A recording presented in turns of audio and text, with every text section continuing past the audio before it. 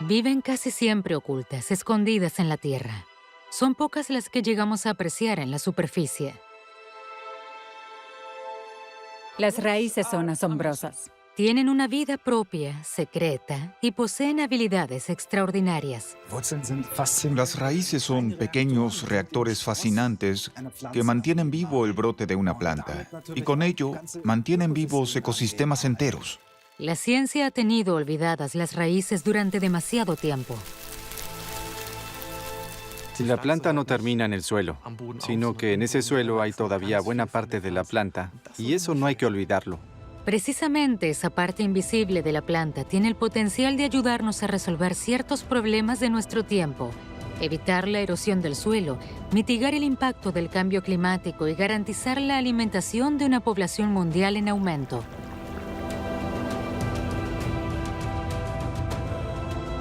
Los científicos están investigando esta parte de la planta que no se ve y que ahora están dando a conocer.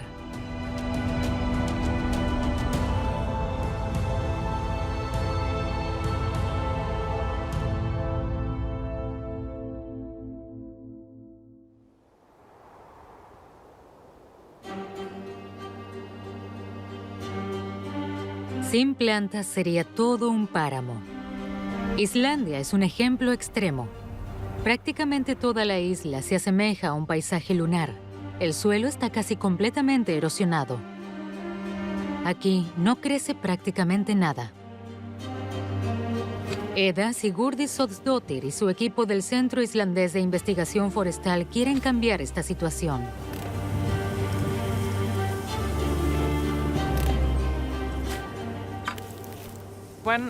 Cuando Islandia fue poblada hace más de 1000 años, se estima que entre el 25 y el 40% de la isla estaba cubierta de bosques. El uso del suelo, un periodo de frío y el aumento de la actividad volcánica, todo esto provocó que perdiéramos prácticamente la totalidad de nuestros bosques.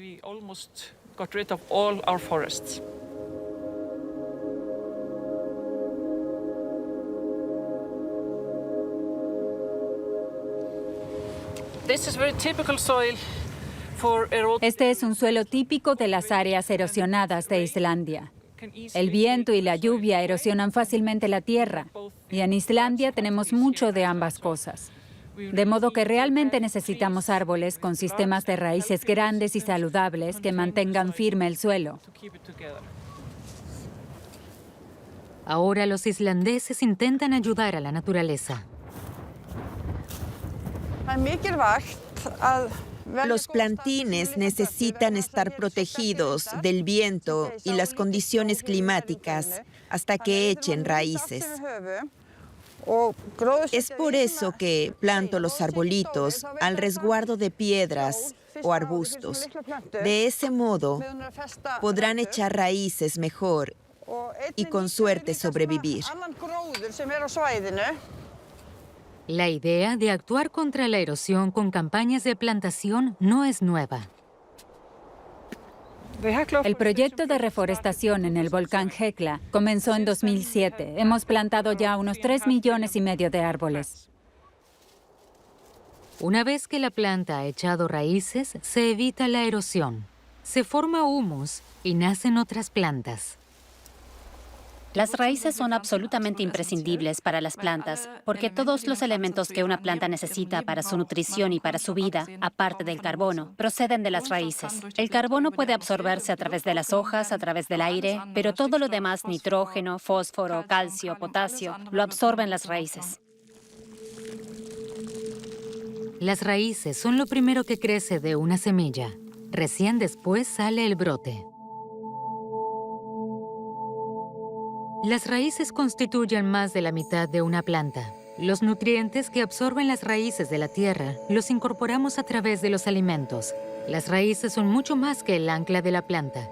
Son también el sistema de defensa contra patógenos, parásitos y toxinas. Interactúan con los organismos más microscópicos en el suelo, detectan las plantas que hay alrededor y se comunican con ellas.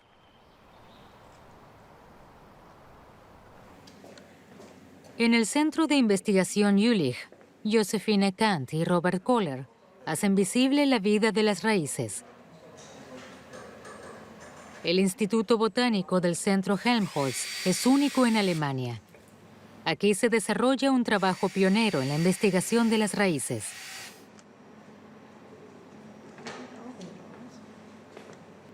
Lo que me fascina de las raíces es que son necesarias para alimentar a toda la planta y mantenerla firme en el suelo. Pero la ciencia prácticamente las ha ignorado por completo durante décadas porque crecen en la tierra y son, en principio, invisibles. Aquí tenemos la oportunidad de observar las raíces individualmente y ver cómo cambian en respuesta a los estímulos ambientales. Aquí puede verse de hecho cómo crecen las raíces mediante el uso de alta tecnología. Robert Kohler y su equipo logran arrojar luz sobre la oscuridad.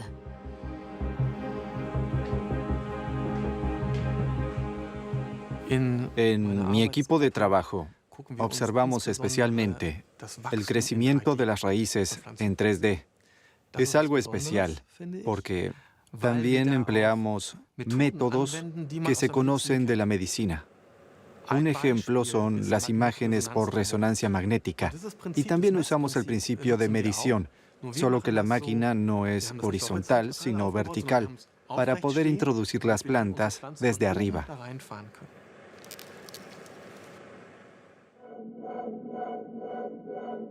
Gracias a la radiología es posible examinar las raíces dentro de la tierra mientras crecen. Una exploración dinámica del interior de las raíces vivas. Con el microscopio estereoscópico, Josephine Kant también puede ver crecer las raíces en vivo. Los científicos saben todavía muy poco sobre su comportamiento. En Reykjavik, la capital de Islandia, la atención se centra cada vez más en las raíces y sus capacidades. En el Instituto de Investigación Forestal se examina el crecimiento de las raíces de diferentes especies de árboles. Las raíces son asombrosas. Son el ancla que sostiene todo lo que crece sobre la tierra. Sin esa vegetación no podríamos sobrevivir. Los plantines los dejan crecer durante 3 meses en grandes invernaderos antes de trasplantarlos. Además del abedul nativo, hay principalmente alerces, pinos y abetos rojos. Durante mucho tiempo no se hicieron análisis de raíces y suelos. Se consideraban cajas negras. La razón es difícil ver lo que sucede debajo del suelo. Es más fácil analizar lo que hay en la superficie. Las plantas, los insectos, los animales se pueden ver, así que es mucho más sencillo analizar e investigar eso. Nosotros lo que hacemos es tomamos las plantas, lavamos las raíces y escaneamos todo, la planta con sus raíces. Después examinamos la longitud de las raíces, cuánta raíz hay por planta, si solo crecen las raíces, cuántas mueren. Estas investigaciones sirven para seleccionar las plantas y los árboles más adecuados para la reforestación, porque también aquí surgen nuevos desafíos. El cambio climático tiene muchos efectos en nuestros proyectos y el proceso de reforestación en Islandia. Debido al aumento de las temperaturas y al clima más cálido, podemos suponer que las especies de árboles y plantas que utilizamos hoy no serán las mismas que utilicemos dentro de 50 años. Los arbustos y los árboles deben estar preparados para afrontar el impacto del cambio climático y al mismo tiempo detenerlo. Los árboles pueden almacenar bastante carbono. Se estima que alrededor del 60 al 70% del carbono almacenado en el suelo está en suelos forestales. De modo que los bosques y el suelo de los bosques son muy importantes para este proceso. El carbono llega al suelo a través de las raíces. Durante la fotosíntesis, los árboles absorben dióxido de carbono del aire, devuelven el oxígeno a la atmósfera y el carbono lo almacenan en toda su biomasa, también en las raíces e incluso en el suelo.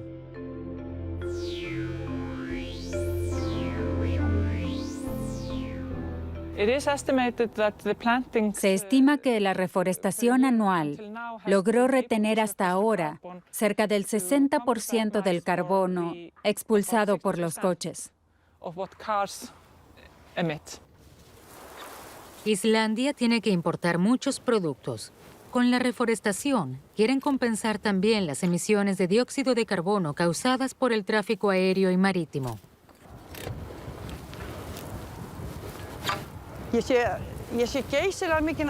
Comencé a plantar árboles en 1998. Es maravilloso ver los primeros éxitos.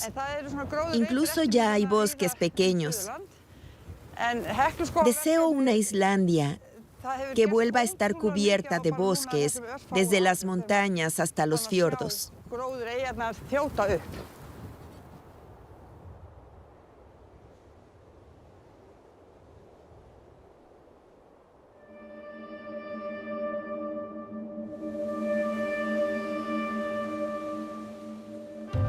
Las emisiones de dióxido de carbono del tráfico, la industria y los hogares contribuyen al calentamiento global. Las plantas absorben el gas que tanto daña al clima. En el Centro Jülich se investiga cómo lo hacen exactamente. Las plantas absorben CO2 y lo que podemos hacer aquí en el Centro de Investigación es marcar el CO2 de forma radioactiva, es decir, podemos rastrear cómo se absorbe el CO2 y cómo se distribuye después en la planta. Es decir, usamos la radiactividad para hacerlo visible. Y eso, hasta donde yo sé, en este momento, es único.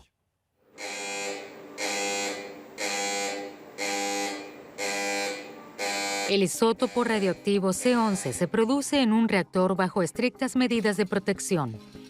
A través de un tubo se introduce en forma de dióxido de carbono en la planta que absorbe el dióxido de carbono radiactivo. Con la ayuda de la tomografía computarizada, se hace visible la descomposición del carbono en la planta y se registra de forma tridimensional. La planta de experimentación ha sido diseñada específicamente para la investigación botánica en el Centro de Investigación Jülich y es única en Europa. Lo que me parece genial es que podamos hacerlo visible. Vemos lo que sucede. Vemos cuán rápidamente se produce la distribución de carbono y azúcar en la raíz y cuán rápida y dinámicamente reacciona una planta a un estímulo. Mostrar esto y analizarlo verdaderamente con datos puros y duros, ese es uno de los objetivos que me gustaría alcanzar aquí en el Centro de Investigación. Cuanto más sepamos sobre las necesidades de la parte oculta de la planta, más específicamente podremos ayudar a las raíces a enfrentar adversidades. Los fertilizantes normales para una planta son minerales. Es decir, para producir, por ejemplo, fertilizante fosfatado, hay que extraer fosfato de las minas en forma de piedra. Y esto es un recurso limitado, como el carbón o el petróleo. Son recursos finitos. Tras décadas de agricultura intensiva, ya no hay suficientes nutrientes en nuestros suelos para que las plantas crezcan de manera óptima. Cuanto más, mejor. Ha sido durante demasiado tiempo la máxima en cuanto al uso de fertilizantes y pesticidas. Algo que Jan Ritter quiere cambiar. Quiere que sus plantas crezcan igual de bien en suelos degradados sin contaminar las aguas subterráneas con un exceso de fertilizantes. Jan Ritter realiza un experimento agrícola. Siembra cereales en varias parcelas. Aquí sembramos 350 granos por metro cuadrado.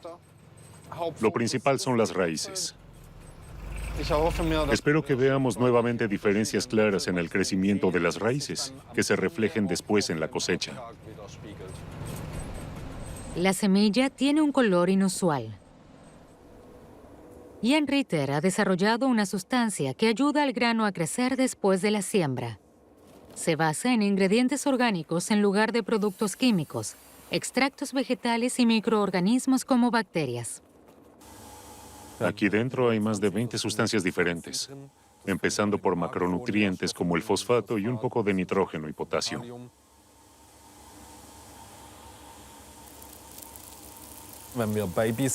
Cuando somos bebés, es cuando más sensibles somos. Y lo mismo ocurre con las plantas. Si podemos fortalecerlas en su fase más crítica, y sobre todo, si podemos fortalecer las raíces, esto puede tener efectos increíbles en la vida de la planta. En las áreas de prueba, Jan Ritter y su equipo han sembrado granos tratados con la sustancia estimulante. Ahora comprueban el efecto que ha tenido en el crecimiento de las raíces. Aquí tenemos cebada de invierno. Y podemos ver ya buenas raíces en plantas tan pequeñas. Esto principalmente hace que tengamos más raíces finas y más ramificadas, lo que hace que puedan abrirse paso mejor en el suelo y que puedan absorber mejor los nutrientes y el agua. Las raíces de las plantas trabajan junto con diferentes organismos del suelo. También hay organismos que colonizan las raíces de las plantas, que las colonizan o también se dice que las infectan. Son los hongos. Sí, aquí tenemos hongos que, por un lado, crecen dentro de la raíz de la planta y luego tienen una hifa que sale de la raíz. A través de estos filamentos de los hongos, las plantas también pueden alcanzar nutrientes y agua a mayor distancia y canalizarlos a las raíces. Jan Ritter aprovecha precisamente la ayuda de los hongos. Aquí tenemos ahora otra variante. Estos también son los bioestimulantes mencionados antes, es decir, promotores del crecimiento. Y además tenemos un hongo endofítico. Con el hongo, la raíz puede extraer muchos más nutrientes y así llegar al fosfato, por ejemplo, que de otro modo no estaría al alcance de las plantas. Un gran éxito, ya que las reservas mundiales de fosfato se agotan rápidamente. En el maíz, podemos ahorrar el 50% del fertilizante fosfatado que se añade directamente debajo del grano. Jan Ritter hace analizar en el laboratorio de la Universidad de Osnabrück cuán fuerte es el efecto del tratamiento con su bioestimulante y el hongo y cómo contribuye al crecimiento de las raíces. Para ello, Rikke Minner-Meinen compara las plantas que no han recibido tratamiento con las que sí.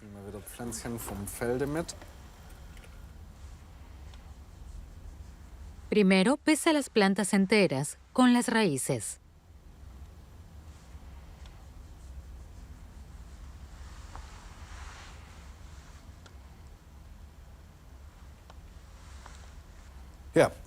Como esperaba, la normal es la que menos pesa, seguida de la que lleva la mezcla de bioestimulantes, y la que más pesa claramente es la tratada con bioestimulante y hongo endofítico.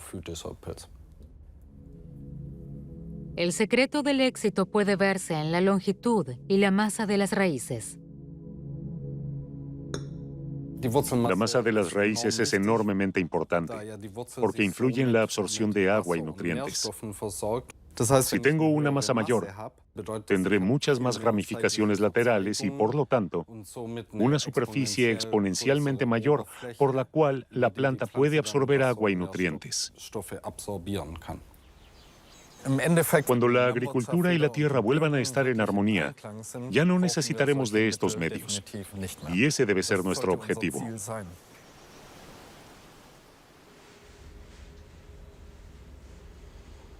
También en Jülich, Josephine Kant investiga cómo hacer más eficaces los métodos de fertilización, de manera que la agricultura deje de depender de recursos limitados y sea más sostenible. Un problema de la agricultura intensiva es que utiliza cantidades inmensas de fertilizantes, sobre todo en Europa. Y eso, en el caso del nitrógeno y del fósforo, tiene el problema de que es demasiado para las plantas. No pueden absorberlo a esa velocidad, todo en un año de cosecha. Y mucho de ese nitrógeno y fósforo se filtra al agua subterránea y acaba en ríos y lagos. Se liberan nutrientes y se forman algas que viven de estos nutrientes. ¿Puede esto aprovecharse? Hemos intentado sustituir parte del abono por algas. Ya lo hemos probado con trigo y hemos descubierto que las plantas de trigo son capaces de extraer nutrientes de estas algas. Pronto habrá que alimentar a 10.000 millones de personas, pero no se puede intensificar aún más la agricultura debido al daño que provoca. En Suecia, la ingeniera agrónoma Linda Maria Dimitrova Martensson investiga una solución diferente. Lo que vemos aquí es trigo de un año, solo crece en temporada. Es el trigo que utilizamos en la mayoría de productos, como el pan y la pasta.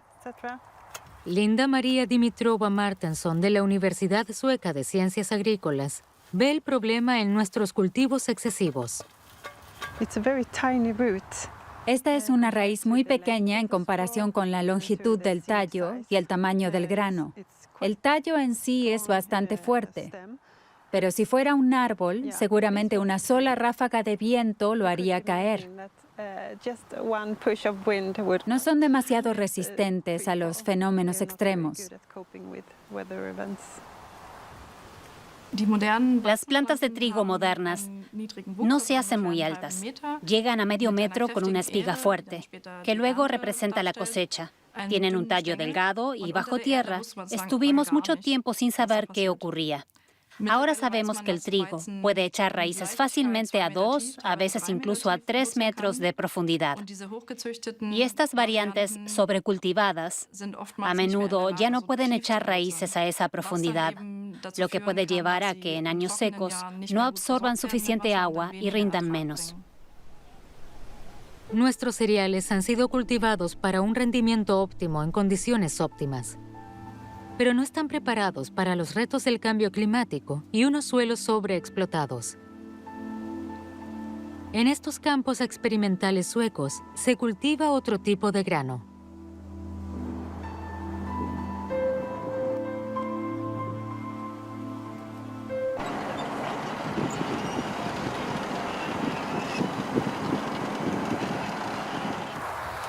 Bienvenido. Gracias. ¿Ve esta franja que sobresale por encima de todo lo demás? Si trazamos una línea imaginaria a lo largo de este cuadrado, comenzaremos a excavar y haremos una zanja.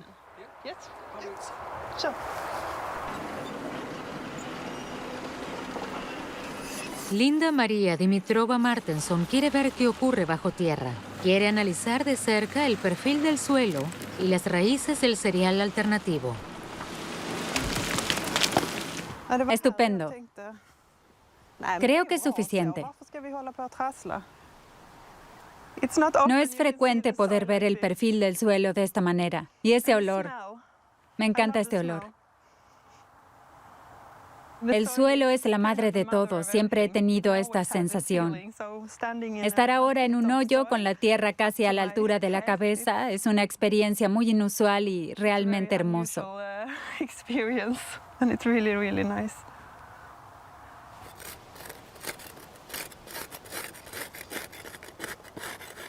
Aquí tenemos un cultivo perenne, es decir, vive varios años. Sobrevive al invierno y vuelve a crecer en primavera. De modo que nos da cosecha el segundo año y el tercero y el cuarto. Las raíces no mueren porque están programadas para sobrevivir al invierno, aunque cortemos la biomasa por encima de la superficie. El cereal, tal como lo conocemos, se siembra y se cosecha en una temporada y después se labra la tierra. En el caso del cereal perenne, solo se ciega, como al cortar el césped.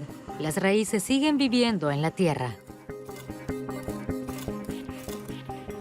Aquí en la capa superior vemos muchas raíces. Eso es normal, pero si observamos más de cerca, más abajo, todavía puedo ver raíces, así que las sigo hacia abajo.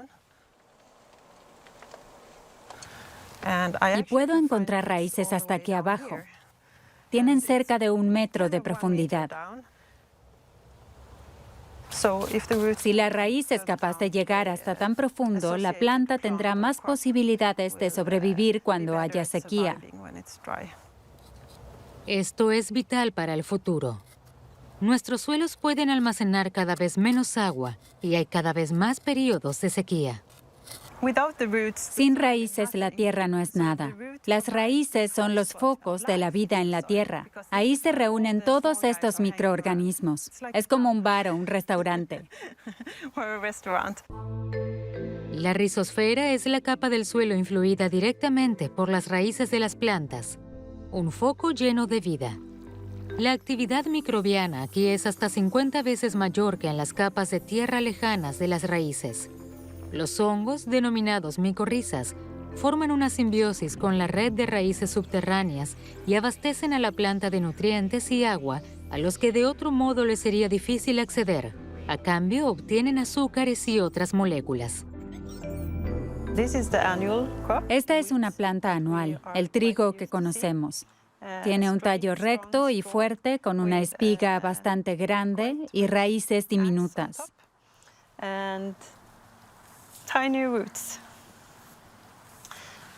Por otro lado, observamos las plantas perennes. Sus espigas son mucho más pequeñas, pero podemos ver raíces mucho más grandes.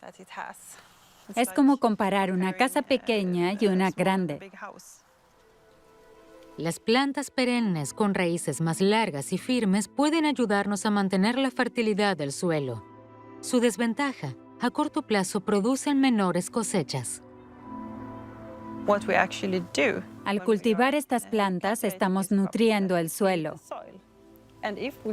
Y si nutrimos el suelo, también alimentaremos a la gente a largo plazo. Creo que este proyecto tiene el potencial de ayudar a salvar el mundo.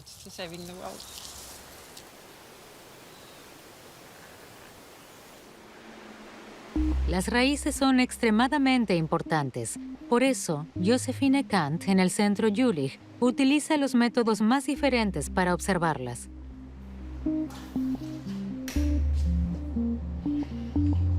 En Jülich nos especializamos en hacer visibles las raíces mientras crecen sin dañarlas. Podemos imaginar los rizotrones como escaparates en el suelo, detrás de los cuales podemos observar las raíces. Lo bueno de los rizotrones es que podemos observar las raíces mientras crecen, es decir, no obtenemos información limitada a un momento determinado, como ocurre en la investigación clásica, sino que podemos observarlas desde la germinación hasta el final del experimento.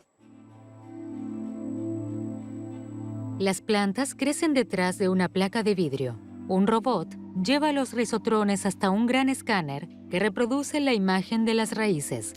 Dependiendo del experimento, las raíces se escanean diariamente durante semanas.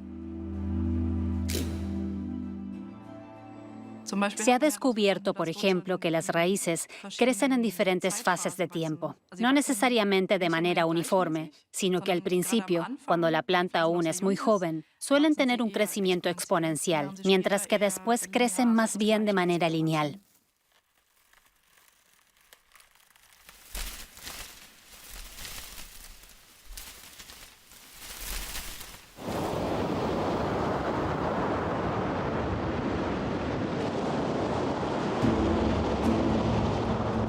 Un tercio de los Países Bajos ya se encuentra por debajo del nivel del mar. Debido al cambio climático, el agua sube cada vez más rápido. Para proteger las costas, se han construido hasta ahora diques y barreras cada vez más altos. Esto cuesta miles de millones de euros al año en mantenimiento, nuevas construcciones y elevaciones.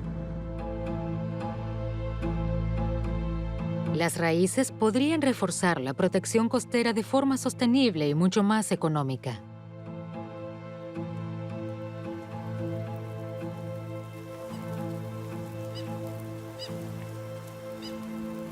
Lennart van Nysserlo trabaja para el Instituto Real de Investigación del Mar de los Países Bajos y hoy toma muestras de las marismas salinas de la costa.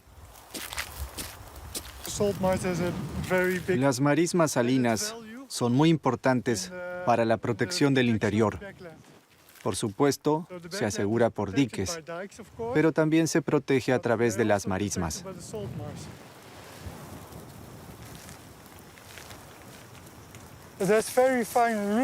Aquí arriba las raíces son muy finas y se vuelven más anchas abajo. Llegan a unos 30 centímetros de profundidad. Y luego vemos cosas como esto, un rizoma. Sale de esa planta y comienza a formar una nueva a unos 40 o 50 centímetros. Todas estas plantas hacen esto, y así obtenemos una red bastante grande de plantas que crecen juntas. Es una gran comunidad. Todas estas plantas individuales trabajan juntas y son más fuertes que solas. Si estiro, rompo la planta, pero no arranco las raíces como aquí.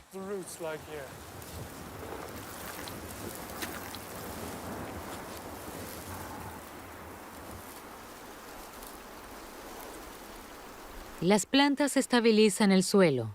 El entramado de raíces lo mantiene en su lugar.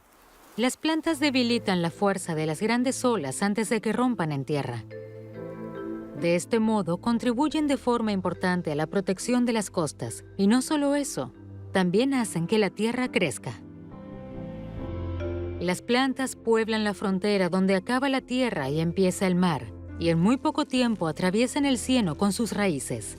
En busca de agarre, comprimen la capa blanda de sedimento, de manera que el agua no puede llevarse ya ni la planta ni el lecho marino.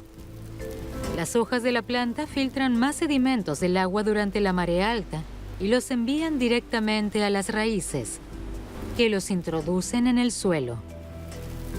Así crece la masa de tierra.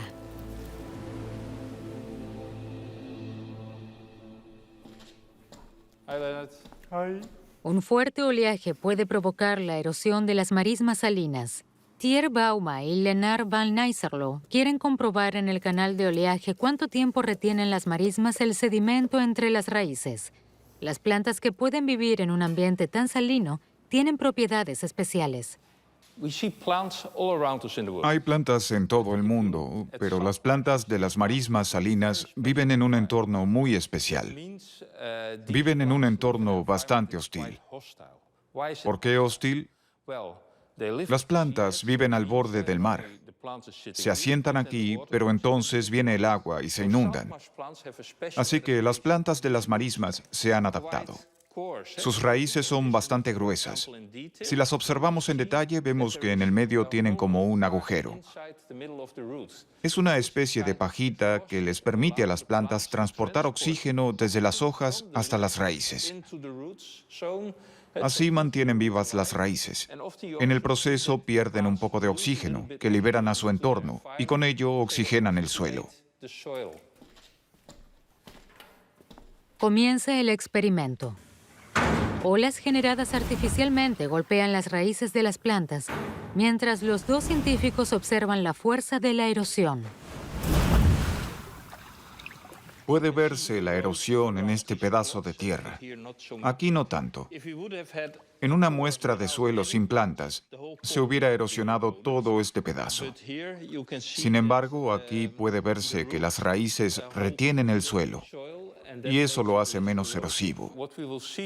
En el futuro, si queremos utilizar las marismas para la protección costera, deberán ser estables. Y si podemos, construimos diques de menor altura porque tenemos delante una marisma que amortigua el oleaje y baja las crestas de las olas. El dique saldrá millones de euros más económico. Las marismas podrían ahorrar varios millones de euros por kilómetro de dique. Los Países Bajos han reconocido el efecto de las marismas y quieren replantar las zonas donde no haya vegetación. Karin Dideren es ecologista marina. Esta es nuestra famosa estructura de patata. Se degrada con el tiempo, está aquí durante un corto periodo de tiempo para ayudar a las plantas y después desaparece.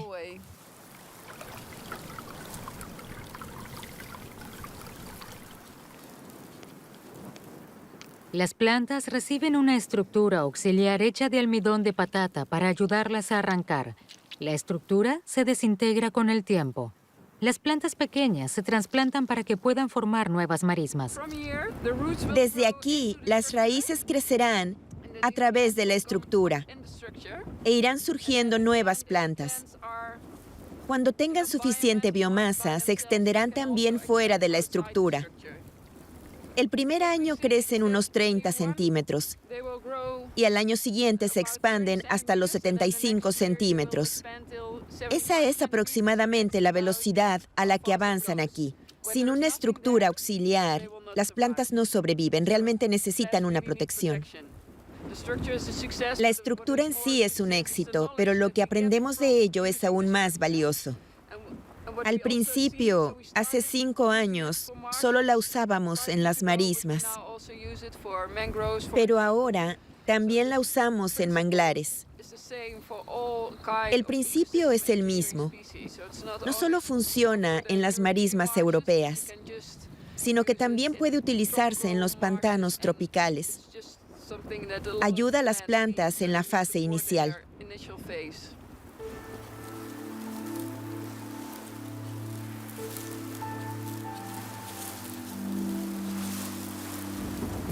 Es realmente importante que cuidemos de estas plantas pequeñas porque nos serán muy necesarias en el futuro.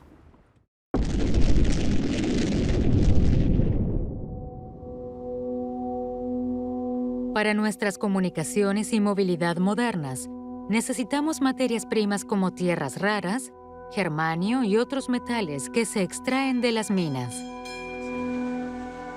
como las que había en Freiberg, Sajonia. Un importante centro minero hoy cerrado. Ahora aprovechan las raíces para extraer valiosas materias primas. Oliver Wiche y su equipo de la Universidad Técnica de Freiberg quieren extraer metales con el maíz. Tierras raras es el término colectivo para 17 elementos inorgánicos. No existen grandes yacimientos en el mundo que sea rentable explotar. La fitominería utiliza las plantas para extraer elementos valiosos de la tierra mediante las raíces. Ahora mismo, el mundo depende de las importaciones procedentes de China. Sin embargo, las tierras raras y otros metales como el germanio se hallan en todos los suelos en pequeñas cantidades, también en Alemania. Invisibles para nosotros, las plantas los absorben a través de sus raíces. La raíz tiene la función de aportar nutrientes a la planta. Y con estos nutrientes que se absorben a través de las raíces, se absorben también elementos importantes para nosotros como el germanio y las tierras raras. El maíz particularmente puede extraer mucho germanio del suelo. Las plantas absorben este elemento a través de las raíces y lo transportan hacia las hojas a través de los conductos del brote. Estos elementos se almacenan en las células vegetales. El maíz, el trigo sarraceno y la caña de azúcar son algunas de las plantas que pueden absorber el germanio. Sacan el metal a la luz sin destruir el suelo. Nuestra idea es desarrollar la fitominería como una alternativa a los métodos de extracción convencionales. El equipo investiga en el laboratorio cuánto metal hay realmente en las plantas. Lo más interesante es averiguar en qué parte de la planta termina el germanio. En el caso del germanio, las concentraciones más altas se encuentran en las partes aéreas de la planta, principalmente en las hojas. Las raíces absorben el elemento, pero lo transportan muy rápidamente a las partes aéreas de la planta. Aquí las raíces son las ayudantes, los fitomineros. Oliver Wiche corta raíces y hojas y las seca.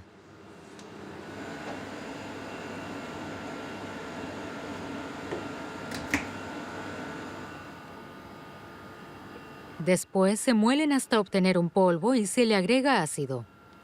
En este líquido, un espectrómetro de masas puede determinar las concentraciones de los distintos elementos como el germanio. ¿Contiene la planta experimental del campo de Freiberg el metal raro? Sí, efectivamente contiene germanio. Puede observarse en estas dos barras que muestran aquí una señal de medición clara. Además del germanio, encontramos toda una gama de otros elementos interesantes. Hay también, por ejemplo, lantano, que es un elemento de las tierras raras necesario también para muchas nuevas tecnologías. Y hay también muchos otros elementos de este grupo. Y como el lantano, estas tierras raras presentan una concentración similar a la del germanio. Si el objetivo de cara al futuro es aprovechar todos estos elementos que almacenan las plantas, lo lógico es considerar todo el espectro y no un elemento en particular.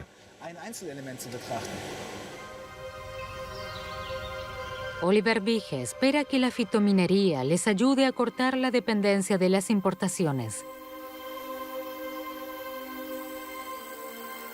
Pero para que el germanio sea utilizable, son necesarios más pasos. Primero, se llevan las plantas a una planta de biogás. Ist jetzt auf dem System Druck? Nee, das ist fast druckfrei. Plus 3 Millibar. Aha. Das reingeben. Okay.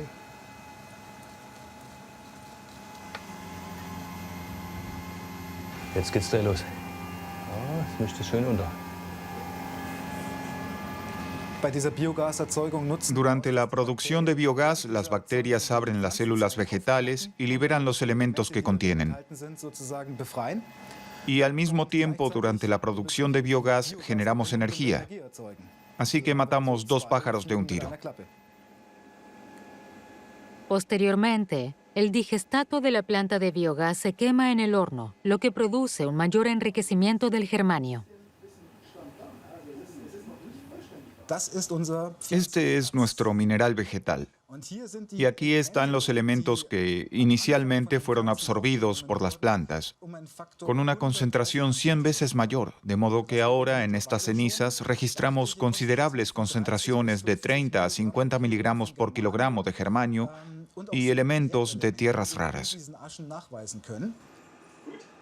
Oliver Wiege cree que el proceso pronto será rentable. Quisiera lograr primero un proceso piloto que nos permita realmente hacer ajustes hasta optimizarlo y que en el futuro, en algún momento, lleguemos a tener en nuestras manos teléfonos inteligentes, que tal vez mi hija sostenga en su mano un teléfono cuyas materias primas provengan directamente del campo, sin degradación ambiental y sin importaciones.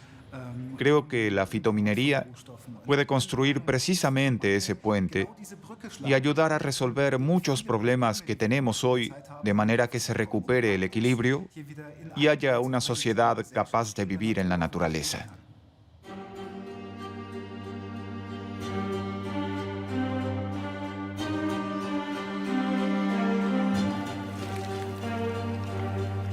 Si lo pensamos bien, sin raíces la humanidad no puede sobrevivir.